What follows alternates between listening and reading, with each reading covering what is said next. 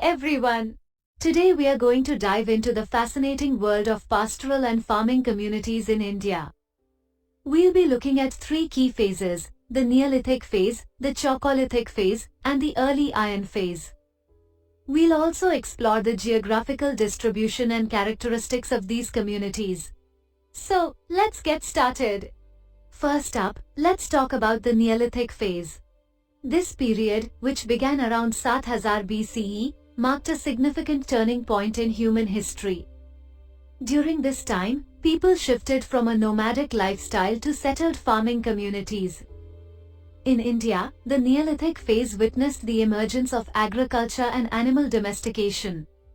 The Neolithic communities settled in river valleys, making the most of fertile land for farming. They relied heavily on agriculture, cultivating crops like wheat, barley, and pulses. They also domesticated animals like cattle, sheep, and goats, which provided them with not only milk but also meat and wool. These communities developed pottery, which allowed them to store and transport food and water more efficiently. They also started crafting tools and weapons from stone and bone, gradually transitioning from a purely hunter-gatherer society to a more agricultural-based one. Moving on, let's explore the Chalcolithic phase, which followed the Neolithic period. This phase, also known as the Copper Age, started around 2500 BCE and saw further advancements in agriculture and metallurgy. During the Chalcolithic phase, communities continued to rely on farming for sustenance. However, alongside agriculture, they began to engage in more complex practices like copper smelting. This marked the first usage of metal tools and ornaments in India.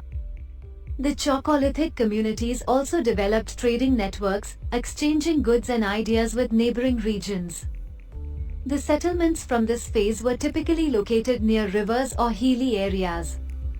The Chalcolithic communities show evidence of social inequality, with some individuals having access to more wealth and higher status. They also developed distinctive pottery styles and engaged in practices like burial of the dead with grave goods. Finally, let's discuss the early Iron phase, which began around 8000 BCE. This phase marked another transformative period in India's agricultural history, as iron tools and weapons came into widespread use. With the advent of iron tools, farming became even more efficient, allowing communities to clear larger areas of land for cultivation. This led to an increase in agricultural productivity, enabling communities to support larger populations. Iron tools also facilitated better irrigation, resulting in enhanced crop yields. During the early Iron phase, communities developed more complex social and political structures. We see the emergence of early states, where rulers gained authority and established systems of governance. As communities grew in size and complexity, they began to form trade connections with distant regions, fostering economic prosperity. In terms of geographical distribution, the Neolithic, Chalcolithic, and early iron farming and pastoral communities were spread across different parts of India. Neolithic sites have been discovered in regions such as the Indus Valley, Ganga-Yamuna Doab, and the Deccan Plateau. Chalcolithic settlements were found in areas like Gujarat, Maharashtra, and parts of South India.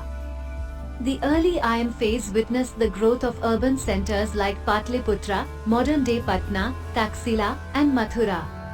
Each phase brought its distinctive characteristics.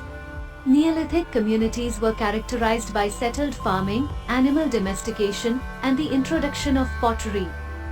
Chalcolithic communities showcased advancements in metallurgy, increased trade connections, and evidence of social hierarchy. The early Iron phase saw the rise of iron tools, enhanced agricultural productivity, and the establishment of early states. So there you have it, a brief overview of pastoral and farming communities in India during the Neolithic, Chalcolithic, and early Iron phases. These communities played a crucial role in shaping the agricultural history of the region, and their legacy can still be seen in the practices and traditions of farming communities today. It's truly fascinating how our ancestors built the foundation for the thriving agricultural systems we have today. Thank you all for joining me on this journey. Stay curious and keep exploring. Subscribe now and press the bell icon. Never miss an update.